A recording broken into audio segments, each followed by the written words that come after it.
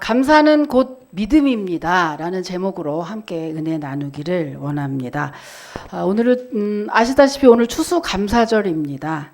이 추수감사절은요 1620년 청교도인들이 그 영국에서 신대륙, 지금의 미국이죠, 미국으로 신앙의 자유를 찾아서 이주하면서 혹독한 추위와 또 질병으로 배에 탔던 절반이 다 사망을 합니다. 그럼에도 불구하고 그 다음 해에 첫 추수를 마친 것에 감사함으로 시작된 절기입니다.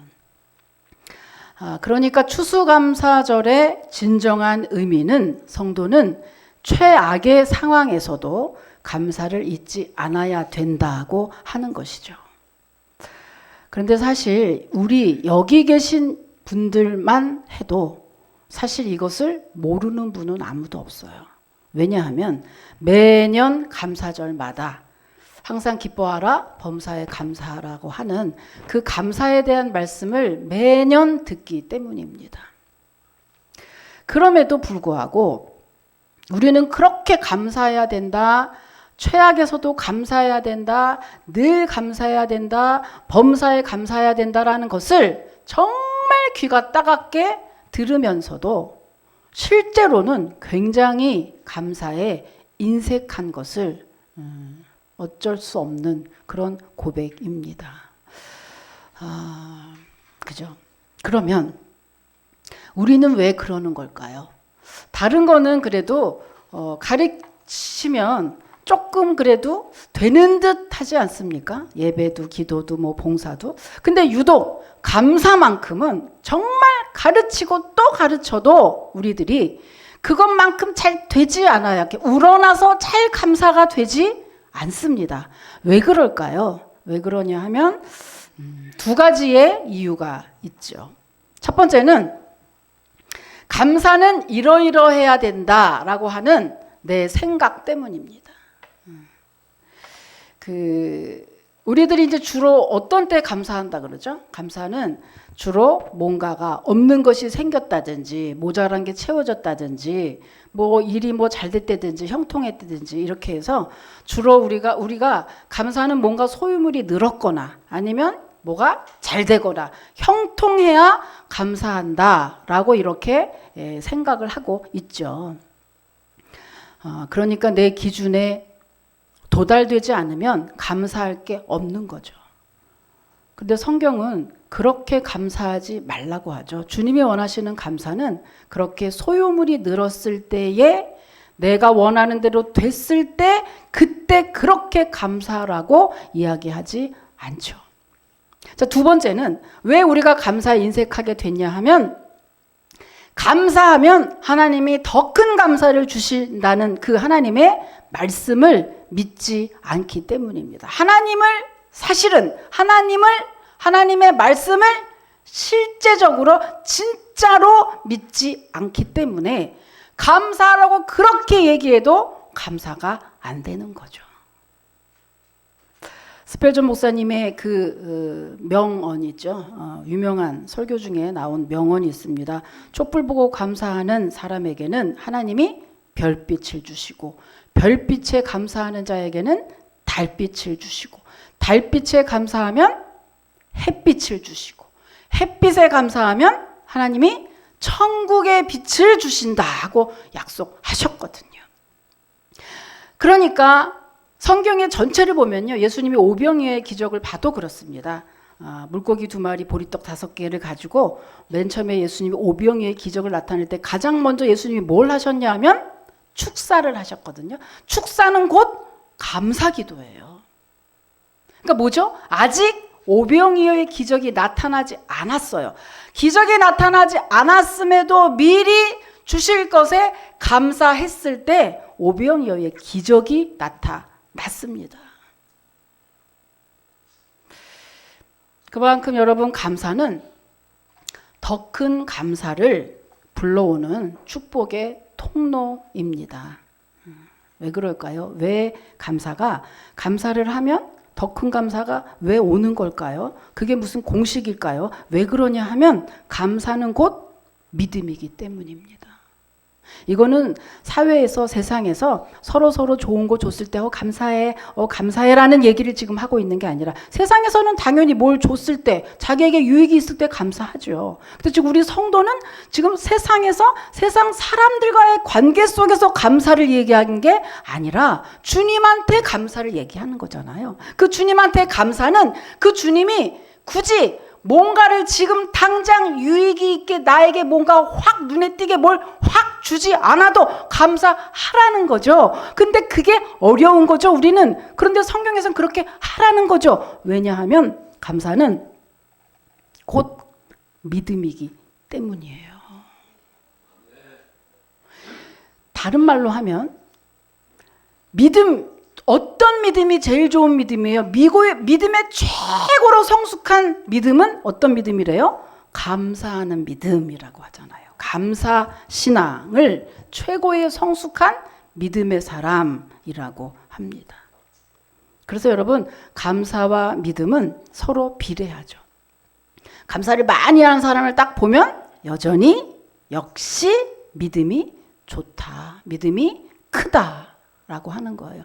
그래서 감사와 믿음은 서로 뗄래야 뗄 수 없는 그런 불가분의 관계를 가지고 있습니다. 그런즉 우리 안에 내가 감사를 많이 하냐, 감사가 인색하냐, 감사에 안 되냐, 감사할 게 없냐, 이것 갖고 내 믿음의 바로미터가 되는 거죠. 내가 믿음이 어떠냐? 남들이 볼 때, 그죠? 예, 믿음은 자기가 이렇게 하는 게 아니라 자기가 남들이 볼 때 어떠하느냐 그러는데, 자기 믿음이 어떤지 궁금하시면 내 입술에 언제나 감사가 터지고 있는지, 아니면 내 입술이 언제나 불평과 원망과 이런 것들을 계속 하고 있는지 자기의 입을 보면 내 믿음이 어떻다라고 하는 것이 나온다, 이런 얘기입니다. 여러분, 오늘 예배를 통해서 여러분의 잃어버린 감사가 회복되시고, 반대로 여러분의 믿음이 최고로 성숙한 믿음이 되시기를 주님의 이름으로 축복합니다. 오늘 본문은요, 그래서 그 믿음과 감사에 대한 관계, 서로 관계성의 그 관계고요. 관계에 대해서 이야기를 이제 봅니다. 여러분, 그 10명의 나병 환자가, 오늘 본문은 유명한 본문이죠. 10명의 나병 환자가 다 예수님께 치료함을 받았지만 단 한 명만 예수님께 돌아와서 감사했다는 그런 이야기입니다. 오늘은 다 아는 본문이라 본격적으로 그냥 들어가요. 자, 오늘 본문을 통해서 우리는 세 가지를 깨닫습니다. 첫 번째, 주님의 음성 첫 번째는요, 주님은 간절히 주님을 찾는 자를 만나 주신다는 것입니다. 간절히 주님을 찾으면 주님이 만나 주신다. 자, 13절 한번 읽어볼게요. 13절입니다. 시작.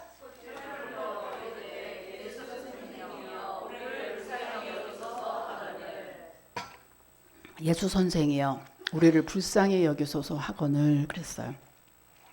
여러분, 이제 본문을 보면 이 사람들이 뭐예요? 나병 환자예요. 지금은 한센병이라고 불리고 있지만 그때 당시는 문둥병, 나병 이렇게 불렸는데, 그때나 지금이나 희귀질환이고 굉장히 어려운 병입니다. 그런데 예수님 당시에는 특별히 더 어떤 일이 있었냐면, 그 문둥병, 한센병은 특별히 부정한 병, 저주받은 병이라고 사람들의 경멸과 조롱까지 합쳐져서 병에 걸린 것도 괴로운데 거기에 사람들의 조롱까지 합쳐지니까 이중고를 겪어야만 했어요.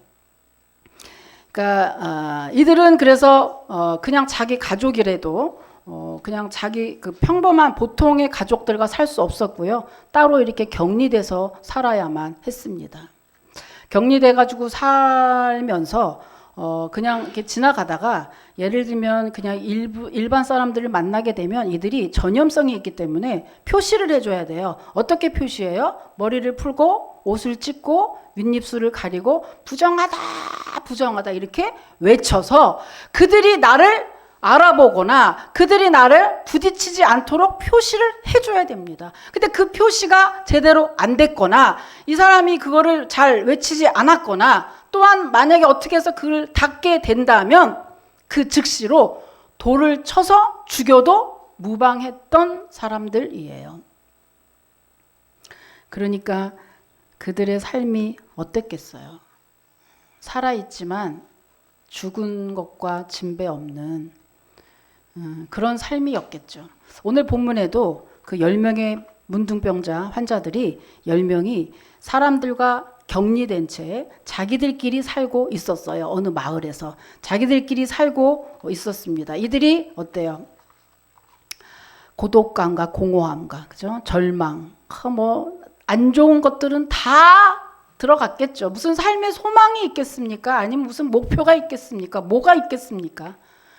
그러니까 그 공허함, 무기력, 외로움, 그죠? 원망 이런 것들로 가득 찬 채 10명이 한 마을에서 이제 살고 있었어요. 그런데 어느 날 마을에서 온갖 병을 고치시고 심지어 죽었던 나인성 과부의 아들까지 살려냈다는 그런 소문이 있는 그런 소문이 막 들려오는 거예요.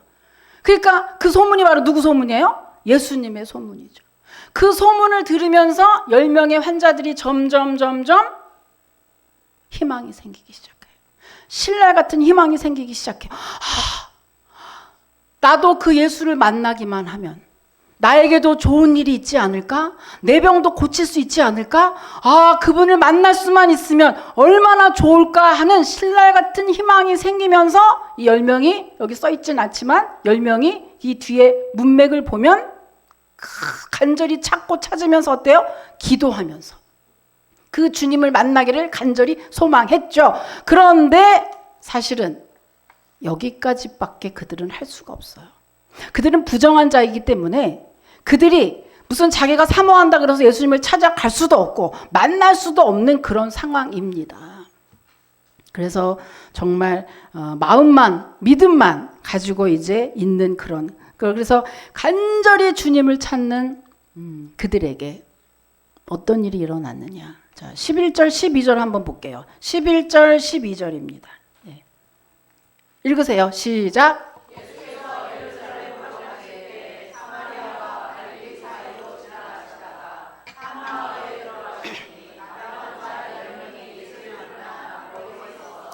여기 보면 이제 지도를 한번 보여주십시오. 지도를 보여주면 예수님이 지금 오늘 본문의 시작이 어디서부터 나면은요. 예수님이 예루살렘에 가시던 중 이렇게 나와요. 어디에 있었냐면 이 본문 전에 보면은 이 예수님이 베레아에 있었어요. 저기 보면 여기 있잖아요.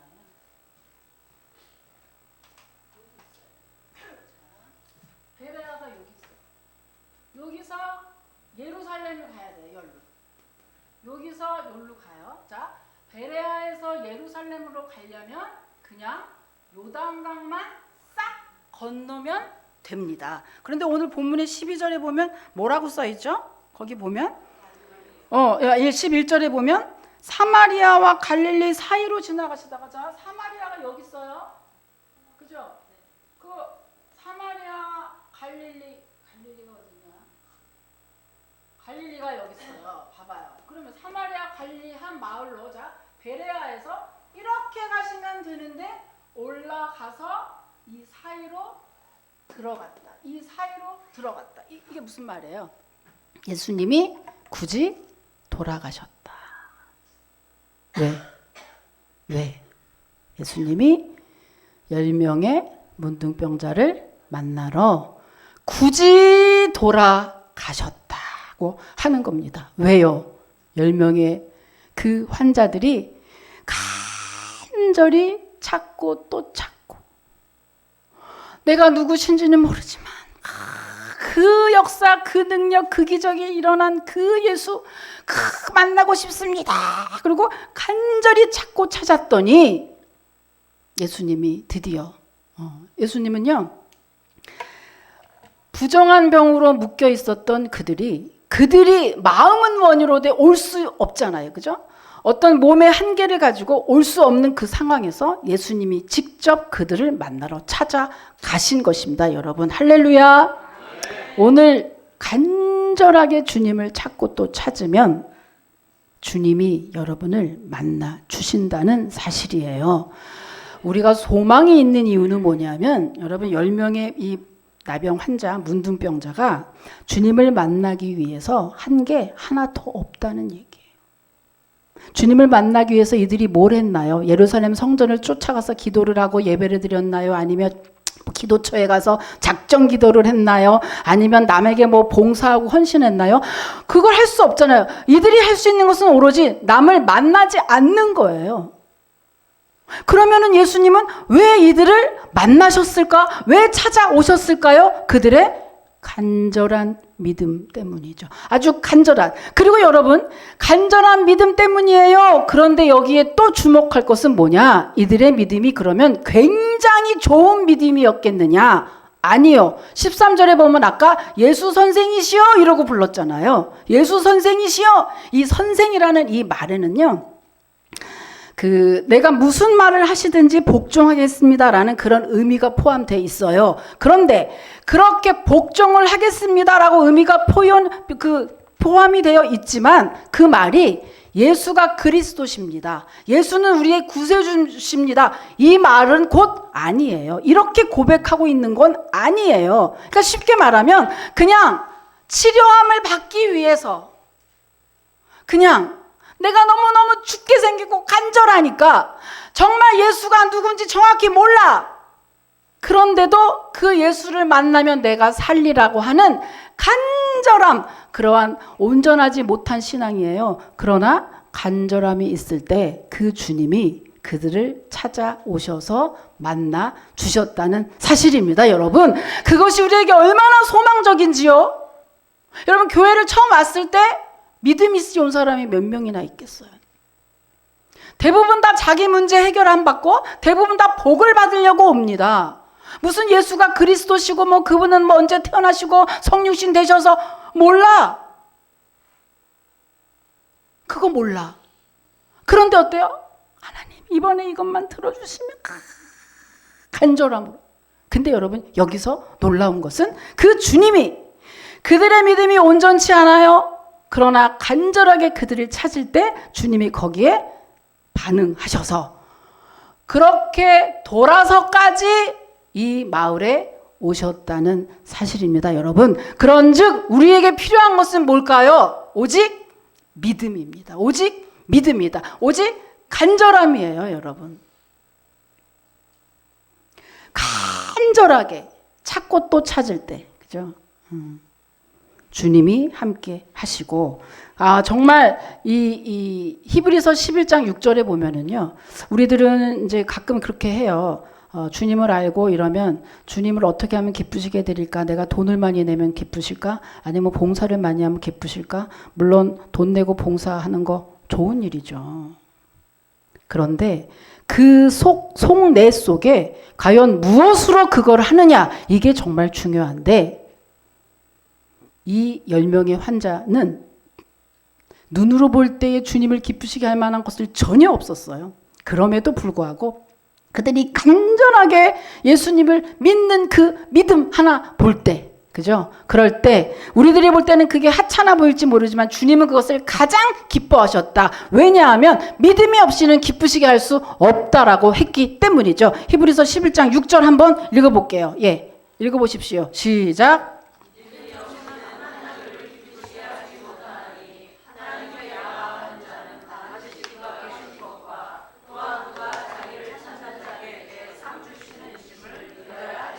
아멘. 그래서 오늘 우리가 다시 한번 10명의 나병 환자들을 통해서 다시 한번 또 머리에 기억해야 될 것은 그 어떤 것으로도 당연히 전도하고 봉사하고 헌신하고 예배하고 헌금하고 다 좋은 얘기죠. 그런데 그것보다 더 우선적인 것은 주님을 향한 마음, 믿음. 그 믿음이 없이는 주님을 기쁘시게 할 수 없다고 하는 것을 여러분 꼭 기억하시고 오직 믿음으로 나아가는 저와 여러분 되시기를 주님의 이름으로 축복합니다.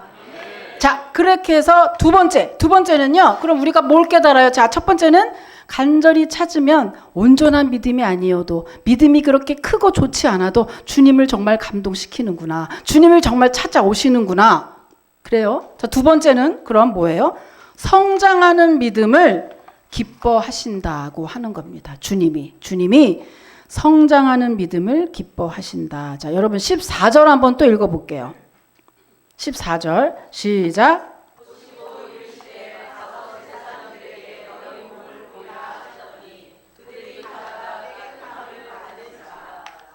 아멘. 자, 여러분 예수님이 이제 멀리서 이들이 이제 그 가까이 가지 못하잖아요. 그러니까 예수님이 이제 그 마을에 들어가셔가지고 그들이 딱 예수님을 만났어요. 근데 가까이는 못하니까 저쪽에서 있고 예수님이 이쪽에 있습니다. 그러니까 그들이 뭐라 그래요? 야, 예수 선생이시여, 우리를 고쳐주세요, 우리를 봐주세요, 우리 좀 도와주세요, 막 소리를 지르는 거예요. 그때 예수님이 뭐라고 대답하시냐 하면 뭐예요? 너희 몸을 제사장들에게 가서 보여라. 이게 끝. 예수님이 안수를 하셨거나 무슨 다른 어떤 특별한 행동을 하지 않고 너희 몸을 제사장에게 가서 보여라. 근데 여러분 이 예수님의 이 말씀이 이 환자들에게는 굉장한 시험거리예요. 왜냐하면 자, 그때 당시에 부정한 병이나 큰 병에 걸리면 제사장에게 가서 이 사람이 이제 낫습니다라는 그러한 증표를 받아야 하나님께 제사도 드리고 이제 사람들을 만날 수가 있게 된 거예요. 모든 것에 그런 것은 다 제사장이 해요. 그래서 제사장에게 가서 보이라고 한 거거든요. 근데 지금 문제는 뭐예요? 이 12명의 문둥병자가 지금 병이 나았어요? 안 나았어요? 나았어요? 안 나았어요. 아직 안 낫는데 주님은 낫다고 믿고 제사장에 가라는 거예요. 지금 아직 안 낫는데요? 근데 낫다고 믿고 가라는 거예요. 이거 환장하는 게 뭐냐면 이들에게 도리어 이게 엄청 시험인 게 뭐냐면 나 안 낫는데? 안 낫는데 잘못 가잖아요? 그럼 어떻게 돼요? 안 낫는데 잘못 가면 너희들이 날 갖고 노냐? 아니면 격리돼야 되는데 제사장에게 낫지 않고 막 돌아다니면 어때요? 돌에 맞아 죽을 수 있다고 했잖아요. 그러니까 와, 이걸 어떡하지 이거? 야, 주님 이거 안 낫는데 낫다고 믿고 가라니 이거 환장하는 일이에요. 근데 여러분 어때요? 이 10명이 다 낫다고 믿고 내려갔지요. 근데 여러분 근데 주님이 그럼 왜 그러는 걸까요? 아까 맨 처음에는 간절히 아무것도 안 하고 간절히 주여 나 좀 도와주세요. 나 좀 살려주세요. 주님 나를 만나주세요. 했더니 그냥 그렇게 찾아오시더만. 이제는 이거는 지금 뭐 답을 주시긴 했는데 이거 너무 어려운 답이죠. 낫지 않았는데 낫다고 믿으려니 이건 환장하. 여러분도 믿기 힘들걸요? 이런 시험거리를 주셔요. 그러니까 뭐예요? 주님이 원하시는 게 뭐예요? 더 큰 믿음의 결단을 촉구하잖아요. 아까랑 달리 진짜 믿음을 이제 요구하시는 거예요. 자, 이게 뭐예요? 여러분 맨 처음에 교회를 올 때 예수님 만났을 때 처음에는요. 그냥 주여 이러면 그냥 응답 줘요. 웬만하면 응답 줘요. 근데 계속 그 상태로 있다? 아이고 그러면 뭐 우리는 뭐 전부 로또 맞았게. 에? 기도를 얼마나 하는데 그럼 다 로또 맞고 막 다 난리 났게? 안 준다는 사실이에요. 왜요? 여러분 주님이 지금 이 환자들에게 뭘 원하냐? 그럼 아까는 그렇게 놔두고 지금은 왜 이러시냐? 여러분 성장하기 원하는 거죠. 이미 첫 단계에서 주님의 응답을 본 거예요. 우리는 그냥 기도만 했을 뿐인데 우리가 못 가니까 주님이 직접 돌아서까지 오신 것을 보고 어머 기도하니까 됐네 했잖아요. 그러면 거기서 더 나아가야 되는데 지금도 또 아이고 그냥 가만히 그냥 앉아서 아유 주여 고쳐 주시옵소서 그럼 딱 고쳐주고 주님 이렇게 주시옵소서 그럼 이렇게 되고 주님은 이제 첫 단계 됐지 두 번째 단계는 좀 더 강도 높은 믿음을 요구하시면서 그의 성장을 기대하시는 거예요. 여러분 우리가 이 마음은 우리가 자녀를 키워본 사람은 다 알아요. 자녀를 키울 때 제일 속상한 거는 뭐예요? 우리 자녀가 비정상적일 때. 다른 아이들이 젖 먹고 이유식 먹고 밥 먹고 뭐 걷고 뛰고 때가 시간이 되면 다 그러고 이도 나고 막 말도 하고 막 이렇게 하는데 그렇지 않을 때 다른 아이가 똑같이 정상적으로 막 발달하고 막 성장하지 않을 때 그걸 뭐라 그래요? 발달 장애라고 하거든요. 그러면 여러분 지금 우리가 막 공부를 더 잘해라 뭐 해라 자녀들에게 그렇게 말을 하지만 여러분 그런 자녀를 둔 그 부모의 마음은 이루 말을 할 수가 없는 거예요. 공부 그게 중요한 게 아니 정상적으로만 되면 얼마나 좋겠냐는 그 마음을 이루 말을 할 수가 없는 거잖아요. 근데 여러분 지금 주님이 그렇다는 거예요. 주님의 마음을 한번 헤아려 보면 저도 이제 목회 이렇게 하면서 제일 괴로운 게 바로 이 부분이거든요. 이제 우리 양들이 이제 자녀잖아요. 나의 자녀면 이 자녀들이 정상적으로 시간이 되면 점점점 자라나고 성장하고 성숙해져야 할 텐데 10년 전이나 지금이나 늘 똑같고 늘 자기밖에 모르고 늘 자라나는 모습이 전혀 아니면 아까 뭐라 그랬죠? 발달장애잖아요. 성도도 마찬가지로 발달장애. 그러니까 자라나지 않는 그 성도를 볼 때 가장 괴롭고 부흥 안 되는 것보다 더 괴로운 게 그거죠. 자괴감이 들죠. 아, 내가 뭘 잘못 가르쳤나? 내가 뭘 젖을 잘못 먹였나? 부모도 그렇고 목사도 그런데 하물며 하나님 아버지가 우리의 믿음이 옛날이나 10년 전이나 20년 전이나 30년 전이나 지금이나 그때나 매일 똑같아서 그냥 거기서 여기가 좋사오니 그냥 전혀 자라나지 않을 때 주님의 마음이 어떨까? 오늘 10명의 이 환자를 보면서 예수님의 마음을 헤아려 볼 수가 있어요. 어떨까? 바로 즉시 지금 바로 믿음에 더 강도 높은 믿음을 촉구하시잖아요. 그거 왜 그럴까? 왜 우리의 믿음이 더 자라나고 성장하고 성숙해지기를 주님은 원하시는 걸까요? 왜냐하면 어린아이의 믿음은 더 큰 은혜, 더 큰 복을 받지 못하기 때문입니다. 자, 고린도전서 하면서 한번 확인해 볼게요. 고린도전서 3장 2절에서 3절입니다. 고린도전서 3장 2절에서 3절. 또 여러분 한번 읽어보세요. 예, 시작.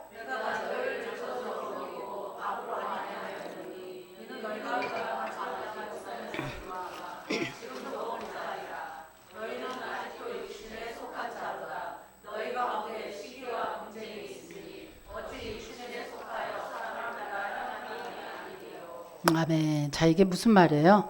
고린도 교회의 분파가 많은 교회였는데 이들이 어린아이와 같다 이거예요. 너무 어린아이여서 젖을 먹인다는 거예요. 밥을 못 먹여요. 주님과 함께 고난을 받으세요라는 설교를 못한다 이런 얘기예요. 주님은 여러분을 사랑하십니다. 늘 복 받으세요. 이런 설교밖에 못한다 이런 얘기예요. 여러분 주님과 함께 십자가를 매십시오. 헌신하십시오. 봉사하세요. 이런 설교를 못한다는 얘기예요. 늘 어린아이처럼 나만 이렇게 한다 이런 얘기예요. 이런 성도 교회 이게 문제가 아니라 자 어때요? 이렇게 되면 주님의 신령한 은혜를 체험을 못했기 때문에 이들은 늘 그 안에 마음에 시기와 분쟁이 생겨서 마음이 늘 요동칩니다. 믿음이 늘 흔들려요. 그래서 감정에 치우치게 되고 그래서 주님의 큰 일을 감당하지 못하게 되고 주님의 큰 일을 감당하지 못하니까 주님의 큰 복도 받지 못하게 되는 그래서 여러분 우리의 신앙은 자라나야 되는 겁니다. 자라나는 만큼 우리가 누릴 복도 크다는 것을 여러분 꼭 기억하시기를 바랍니다. 네. 여러분 오늘을 기점으로 해서 여러분 어린아이와 같은 신앙에서 벗어나십시오. 여러분 헌신할 때 헌신해야 됩니다. 봉사할 때 봉사하고요. 희생할 때 희생해야 되고요. 예배의 은혜의 자리에 있어야 되고요. 기도를 할 때는 기도를 해야죠. 한번 기억해 보십시오. 오늘 감사절을 생각해서 나는 몇 년 전이나 지금이나 똑같다? 그럼 여러분 회개하셔야 됩니다. 늘 똑같다? 주님이 지금 10명의 환자들에게 그거를 지적하시는 거예요. 야, 신앙은 잘하는 거야. 그냥 멈추는 게 아니야. 그대로 멈춰라. 이렇게? 아니야. 그대로 멈추면 큰일 나. 자라나야 정상이라고 하는. 정상이면 여러분 누구만 뭐 교회만 좋습니까? 아니, 자기 좋으라고. 자기가 더 큰 복을 받을 수 있는 비결이라는 것을 여러분 꼭 기억하시고 이제 어린아이에서 벗어나시기를 축복합니다. 마지막 세 번째는요. 세 번째는 감사할 때 더 큰 감사를 가져옵니다. 감사할 때. 여러분 여기 이렇게 보면은요. 이제 10명의 환자들이 다 고침을 받았잖아요. 그런데 이 10명의 환자들이 내려가면서 아까도 이 환자들이 봐봐요. 참 미치는 거는 10명이 그 전에서 다 고침을 받고 그 다음에 내려간 게 아니죠. 이 10명이 어때요? 낫지 않았는데 낫다고 믿고 순종하고 믿음의 결단을 촉구하고 내려갈 때 가면서 고침을 받았다는 사실이에요. 야. 그러니까 여러분 어린아이의 믿음, 그 믿음, 작은 믿음에서 계속 있으면 고침받는, 지금 10명도 마찬가지죠. 그 축복, 더 큰 축복 못 누리게 된다는 것이죠. 아마 혼자 고침받지 못했을 거예요. 그런데 이제 10명이 다 고침을 받았잖아요. 그리고 이제 내려가는데 뭐라는 거예요. 쫙 내려가면서 고침을 받았어. 할렐루야. 그리고 막 고침 받았는데 다 고침 받고 내려가다가 나머지 9이 다 그 길로 다 사라지고 한 명만 올라와서 예수님께 내가 고침받게 해주셔서 너무너무 감사합니다. 예수 선생님이시여. 이러고 감사 인사를 한 거잖아요. 그러면 예수님이 그때 뭐라 그래요? 나머지 9은 어디 있느냐 그랬어요. 예수님이 나머지 9이 어디로 갔는지 지금 찾고 계신 거예요. 저는 예수님도 모르시나 본데 저는 이 9이 어디로 갔는지 알아요. 어디 갈게요? 집에 갔겠지 뭐. 여러분 생각해 보세요. 얼마나 오랫동안 격리돼 있고 그 병에 있는데 여러분 가장 기쁘고 가장 맛있는 거 먹을 때 제일 생각나는 게 사실 가족이잖아요. 그러니까는 어때요?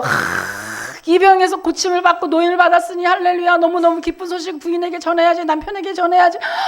우리 애들하고 함께 주여 할렐루야 하면서 그리고 자기의 집으로 다 간 거죠. 9명이 다. 이분들이 정말 악하다는 생각을 안 해요. 이분들이 주님 뭐 할렐루야 고침받은 거 뭐 땡이고 그것다고 생각 안 해요. 너무너무 감사한데 그래도 그 감사를 너무너무 중요한 내 가족과 먼저 하고 그리고 좀 있다가 주님한테 감사하려고 했겠죠. 근데 그게 참 문제라는 거예요. 그게 제일 문제라는 거예요. 감사를 모르는 세상 사람이면 모르지만 우리는 늘 미루고. 여러분 이게 아주 작은 문제예요. 작아요. 이 사람들이 볼 때 9명 쭉 가다가 나 조금 있다 감사할게요. 내가 먼저 집에 가서 하고 나서 주님 조금만 기다려보세요 이러고 갔어요. 근데 한 명은 아니 바로 먼저 왔어요. 여러분 신앙은 뭔지 아시죠? 신앙이라는 것은 신앙과 비신앙의 가장 차이점 핵심이 뭔지 아세요? 우선주의예요. 하나님 먼저냐 아니냐 이거 차이죠. 믿음 좋은 사람과 믿음이 어린 사람 차이도 그거잖아요. 하나님 먼저고 하나님 나중에 이거 차이거든요. 여러분 근데 이게 얼마나 큰 결과를 갖고 와요. 우리가 볼 때는 감사했다 안 했다 요거 차이예요. 감사 지금 하는 거 안 하는 거 자기 맘대로예요. 물론 알아서 하면 되겠어요. 그런데 너무나 큰 엄청난 결과가 가지고 왔어요. 자, 19절 한번 읽어볼게요. 19절. 예, 읽어보세요. 시작.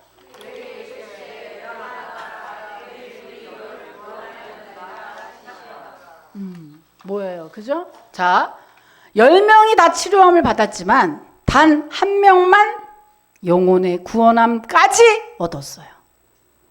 나머지 9명은 다 문둥병만 고침 받았어요.